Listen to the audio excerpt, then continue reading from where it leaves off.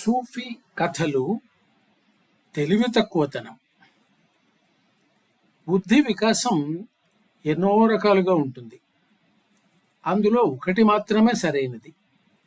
మనిషి నిద్రలో ఉంటాడు, కానీ అతను సరైన తీరున మెలకువ పొందాలి. ఒక మూర్ఖుని కథ ఉంది. అతని చైతన్యం అంత సరైంది కాదు. ఈ వెర్రివాడు ఒక పెద్ద నగరానికి వచ్చాడు.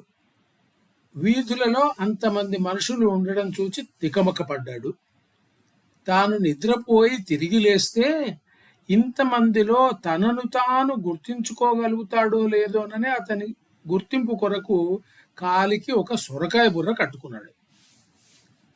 ఒక గడుసరివాడు వీని పనిని గమనించాడు. వీడు నిద్రపోయిన దాకా వేచి ఉన్నాడు. సొరకాయను విప్పదీసి తన కాలికి కట్టుకున్నాడు. అతను సత్రంలో అందరితో పాటే నేల మీద పడుకున్నాడు. మన వెర్రికుట్టే ముందు లేచాడు.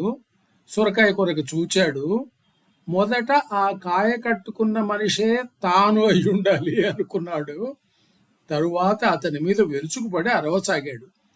నీవు నేనైతే మరి నేనెవరిని, ఎక్కడున్నాను అని. ఇది ముల్లా నసరుద్దీన్ కథలలో ఒకటి. 15వ శతాబ్దం నాటి రచయిత మిస్టిక్ అబ్దుర్ రెహమాన్ జామీ ఈ కథలను తన నవామన్ ఔర్ అబ్సార్ అనే రచనలలో ప్రక్షిప్తం చేశాడు.